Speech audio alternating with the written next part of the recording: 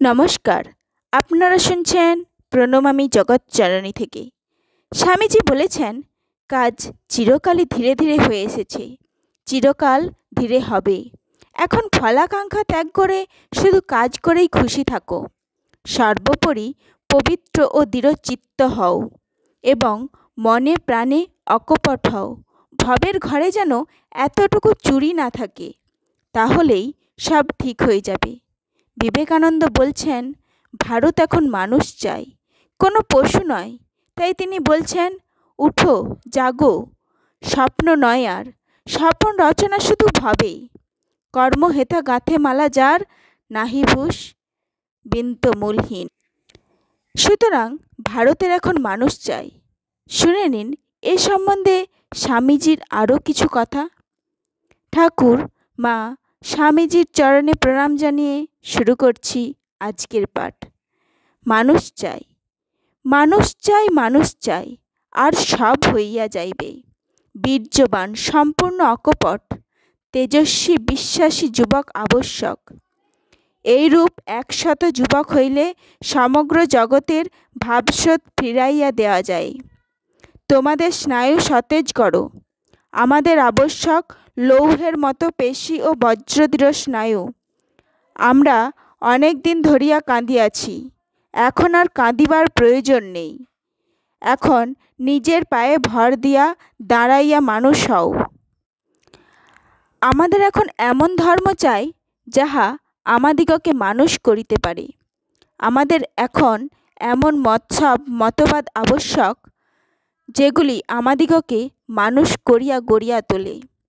জগতের সমুদয় ধনরাশির চেয়ে মানুষ হচ্ছে বেশি মূল্যবান। তোমরা কি মানুষকে ভালোবাসো? তোমরা কি দেশকে ভালোবাসো? তাহলে এসো, আমরা ভালো হবার জন্য, উন্নত হবার জন্য প্রাণে চেষ্টা করি। বীর হও, শ্রদ্ধা সম্পন্ন হও, আর যাহা কিছু সব আসিবেই আসিবে। শ্রদ্ধার তারতম্যেই কেহ বড় হয়, কেহ ছোট হয়। আমার গুরুদেব বলিতেন, যে আপনাকে দুর্বল ভাবে সে দুর্বল হইবে। ইহা অতি সত্য কথা। এই শ্রদ্ধা তোমাদের ভিতর প্রবেশ করুক।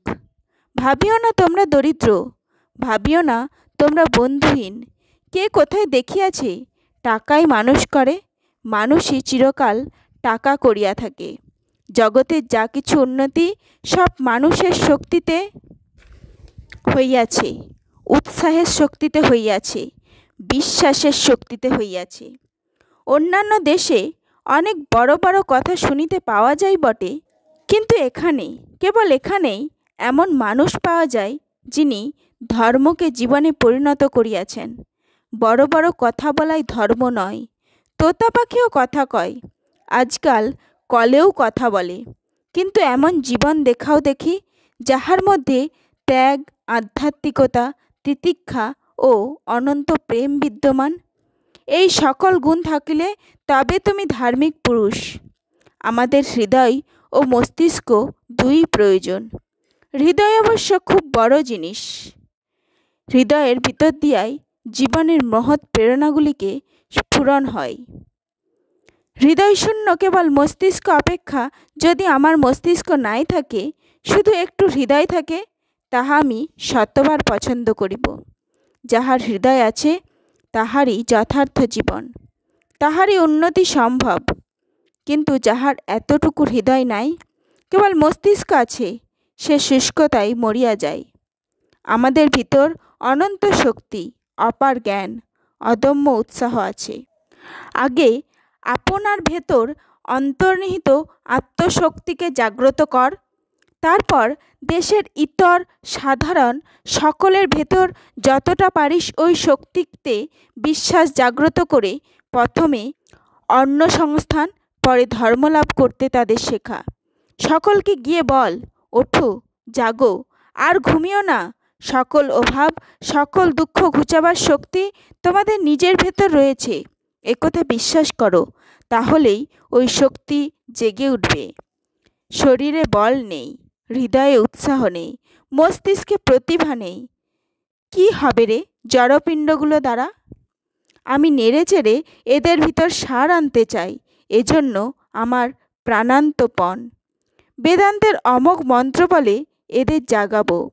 উত্তিষ্ঠত জাগ্রত, এই অভয়বাণী শোনাতেই আমার জন্ম। তোরা ওই কাজে আমার সহায় হ। যারা গায়ে গায়ে দেশে দেশে এই অভয়বাণী অচণ্ডাল ব্রাহ্মণকে শোনাগে, সকলকে ধরে ধরে বলগে যা, তোমরা অমিত বীর্য অমৃতের অধিকারী। আমাদের প্রয়োজন শক্তি, শক্তি, কেবল শক্তি। আর উপনিষদ সমূহ শক্তির বৃহৎ আকর।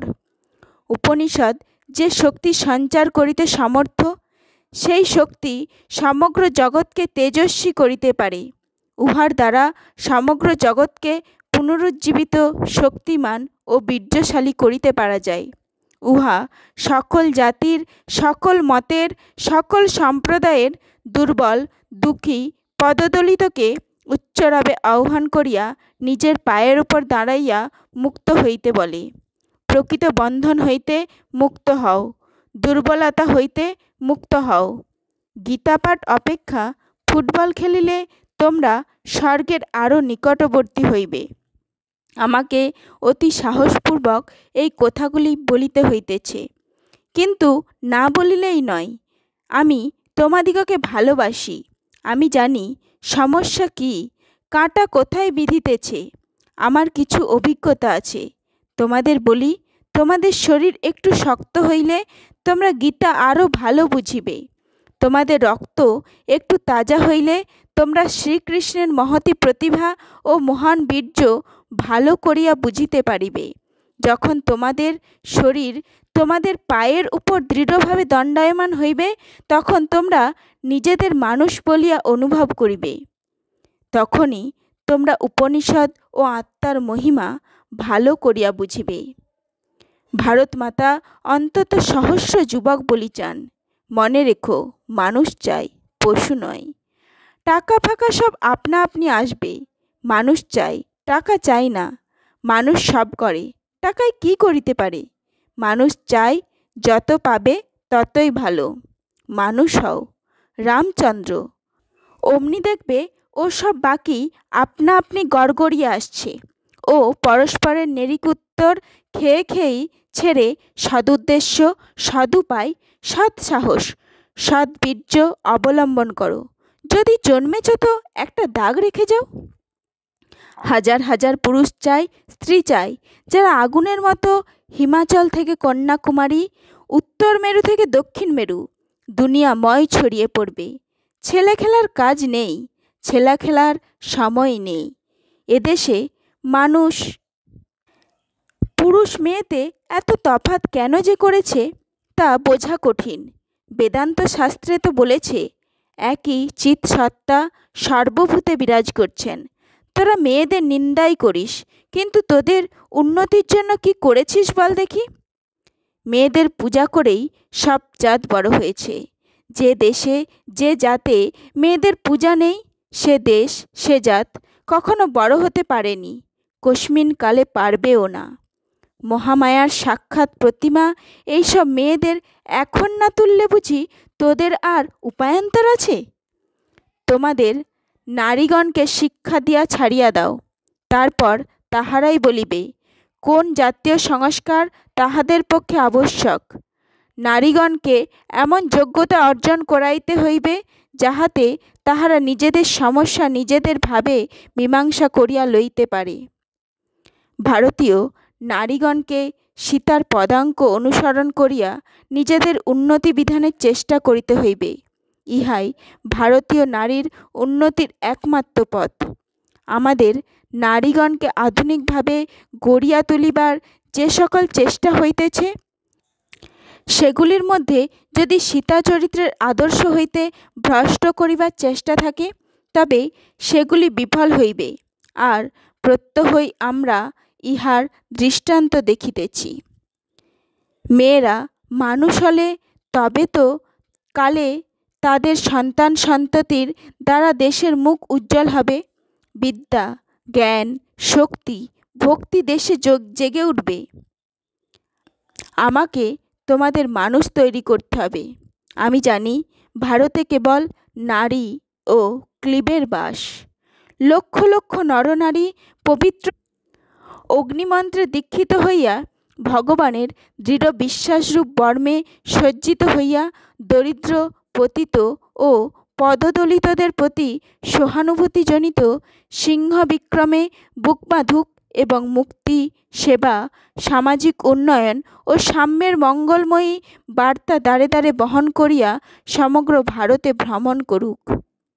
আমরা যেন নাম, যশ ও প্রভুত্ব স্পৃহা বিসর্জন দিয়ে কর্মে ব্রতী হই। আমরা যেন কাম, ক্রোধ ও লোভের বন্ধন হইতে মুক্ত হই। তাহা হইলেই আমরা সত্য বস্তু লাভ করিব। যবে শত শত মহাপ্রাণ নরনারী সকল বিলাস ভোগ সুখেচ্ছা বিসর্জন করিয়া কায়মন বাক্যে দারিদ্র্য ও মূর্খতার ঘনাবর্তে ক্রমশ উত্তরোত্তর নিমজ্জনকারী কোটি কোটি স্বদেশীয় নরনারীর কল্যাণ কামনা করিবে, তখন ভারত জাগিবে।